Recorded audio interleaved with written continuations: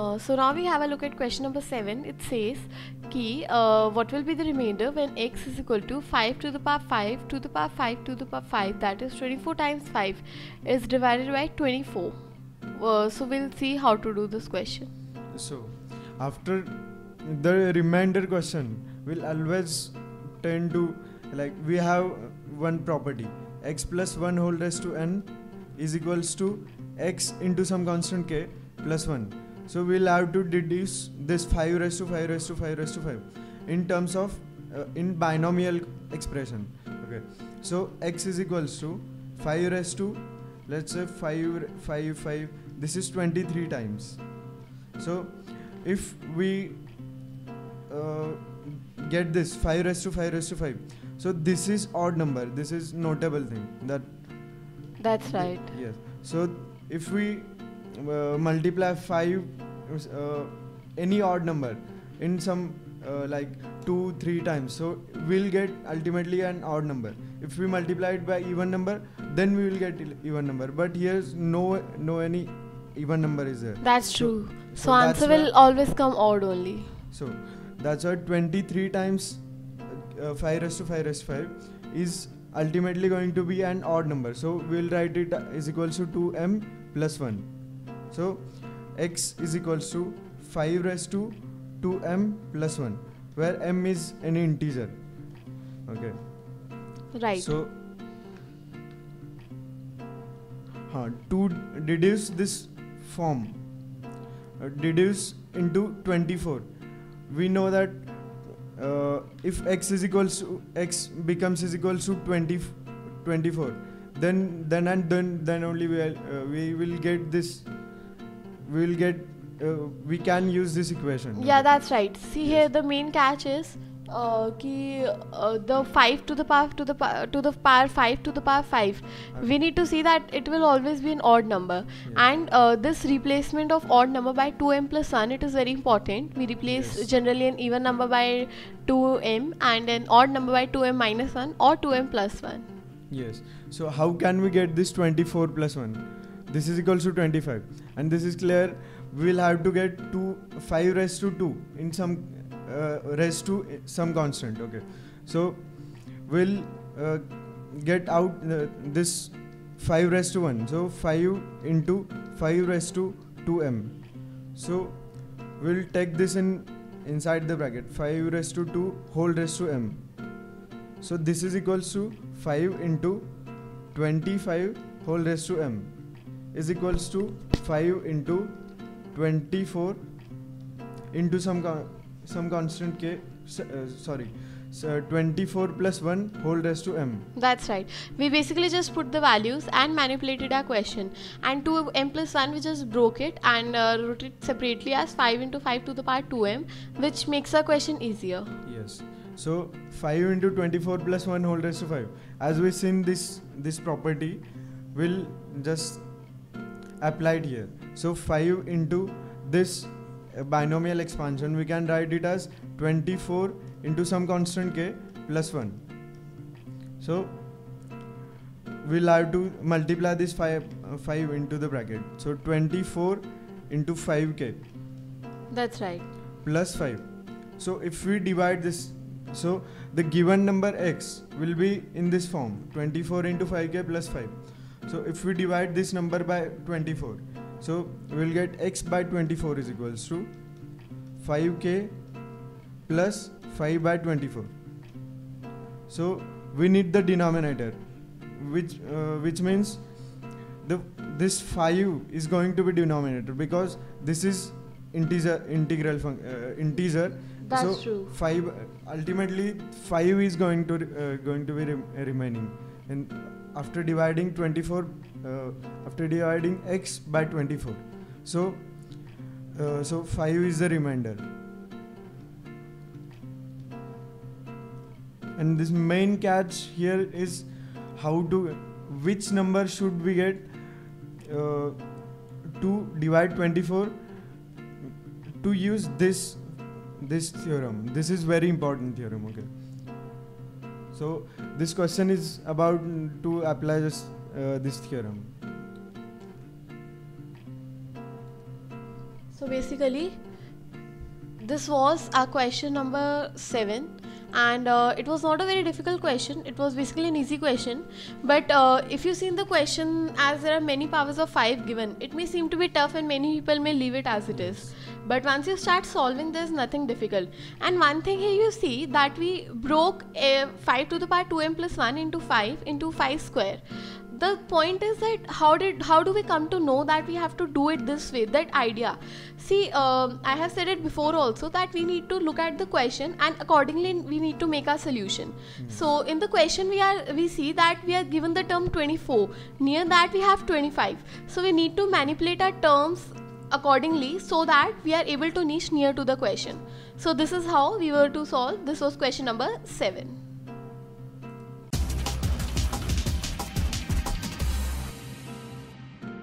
Question number 8 says, we need to find the coefficient of x to the power n in an expression that is given to be 1 plus x plus 2x square plus 3x cube so on till n into x to the power n and the whole square of this expression. तो हमें एक expression दिया हुआ है, हमें इसमें x की power n का coefficient निकालना है. देखते हैं कैसे करेंगे इस question को.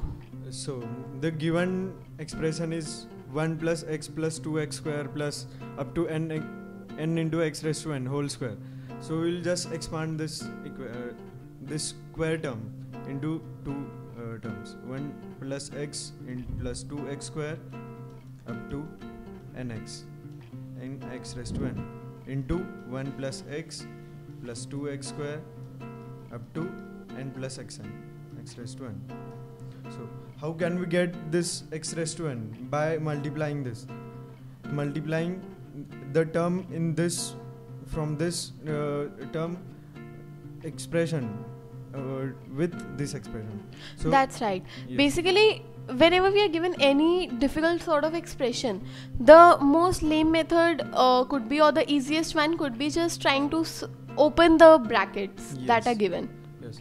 So let's look at this first bracket. Okay. If there is one term with x raised to r, so how can we get x raised to n? So we'll have to multiply x raised to with the term which contains x raised to n minus r. X raised to n minus r in this bracket. Okay. So coefficient of the x raised to r will be is equals to r, and here n minus r. So the general coefficient of x raised to n. The coefficient of x raised to n will be going to be a series actually. So what is a general term of that series? To get coefficient of x raised to n will be r will vary from 0 to n. So the general coefficient will be equals to r into n minus r. This is equals to tr. And that's we'll right. have to, if we want to find coefficient of x raised to n, so we'll have to find this summation of r is equals to 0 to r is equals to n. So this summation, yes, r is equals to 0 to n. So we'll expand this bracket. So r into n summation of r is equals to 0 to n minus summation of r square r is equals to 0 to n. Now we can easily see that the n we can take constant from the first term, and then we have standard defined formulas for sigma r and also sigma r square, as we have studied in the chapter sequence and series. Yes. So for the first term, and we'll get outside then. So summation of r first r n natural terms will be is equals to n into n plus 1 by 2. That's right. So this is equals to n into n plus 1 divided by by 2. Yes.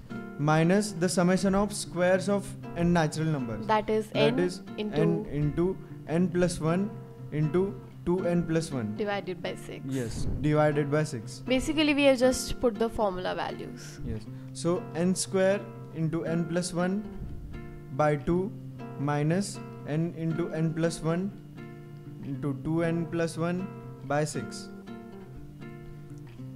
So after rearranging this or simplifying this, we will get it as n into n square minus 1 by 6. So this is the coefficient of x raised to n. That's right.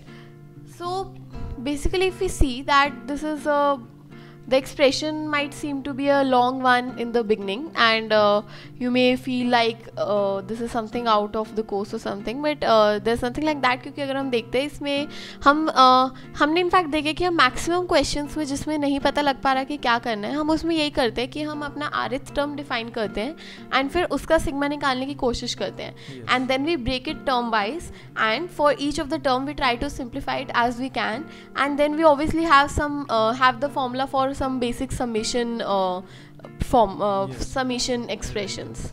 So that is what we did in this question as well, and to get the click what to do in this question, that requires practice. Yes, exactly. So this was question number 8.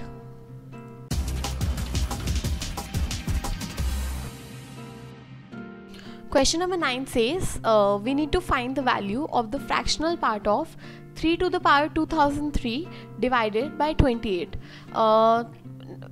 Basically we see that in binomial theorem is the only chapter in which we find question of miscellaneous types, and many of them are not even related to each other, so and very varied questions without even any pattern. So we'll see how to solve this one now. Yes, so after saying 28, and we know this formula, x plus 1 whole raised to n is equals to x into some constant k plus 1. So we'll have to deduce 3 raised to 2003 into the form 28 plus minus 1 whole raised to some constant k. So how can we find this? 28, so here's a click, 28 minus 1 is equals to 27, which we can get it as 3 raised to 3. So in order to get 3 raised to 3, we'll have to make the power of 3 divisible by 3. Okay. Exactly. So we'll get common 3 raised to 2 into 3 raised to 2001. That is divisible by yes, 3. 2001 is divisible by 3. So 28 is equals to 9 by 28 into, so we'll divide 2001 by 3 and multiply by 3. So we'll take it in bracket. So 3 raised to 3 into 2001 by 3. This is equals to 9 by 28 into 27 whole raised to 667. That's right. Yes. So 9 into 9 by 28 into, how can we write 27? It as, we'll write 28 minus 1. So 667. Since this is odd number, we'll get this expansion it as 9 by 28 into 28 into some constant k minus 1. Since this is odd. The formula we just defined. Yes. So 28 by k. So we'll multiply 9 by 28 into the bracket. So 9 into k minus 9 by 28. Right. So if we want, in order to get this fractional part of this number, we'll add plus 1 and minus 1, because fraction is always between 0 to 1. Fraction cannot be negative. So 9k plus 1, minus 1 plus 1 minus 9 by 28. This is integral part and this is fractional part. That's right. So this is integral part is, let's say I plus 19 by 28.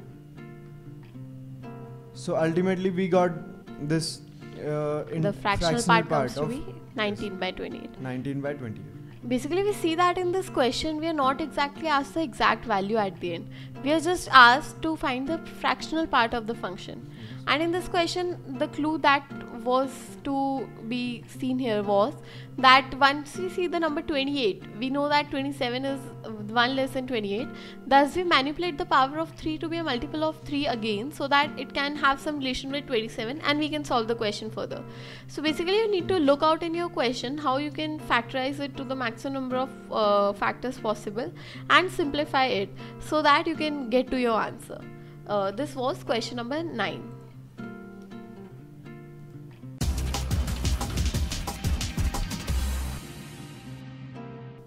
So here we have to find out in question number 10, which of the following is greater?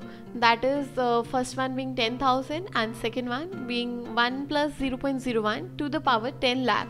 देखते हैं कैसे करेंगे इसे. Yes. So हमारे पास एक number, एक absolute number है और दूसरा binomial expression है. So we will expand this binomial expression to get some part of it will might become 10,000. So 1 plus 0.01 whole raised to 10 lakh. 10 lakh is equals to 1. We'll expand this binomially. Okay. So 1 n c naught 1 raised to 1 lakh 10 lakh into 0.01 whole raised to 0 plus nc naught. The formula for expansion basically. nc1 into 1 raised to 10 lakh minus 1 into 0.01 whole raised to 1.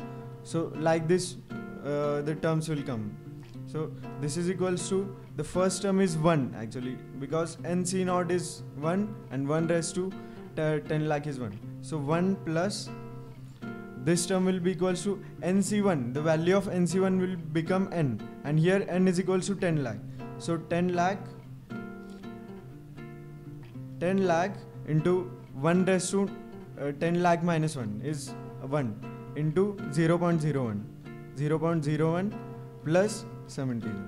So is equals to 1 plus 10,000 plus some numbers. That's right. So this given number will always be greater than 1 plus 10,000, and this is 10,001. So we'll got this answer. Exactly. So we basically just applied logic and some presence of mind in this question. We opened the expression, and on opening the expression we see that this term will always be greater than 10,001, and since it will always be greater than 10,001, obviously it will always be greater than 10,000. Exactly. So this was question number 10.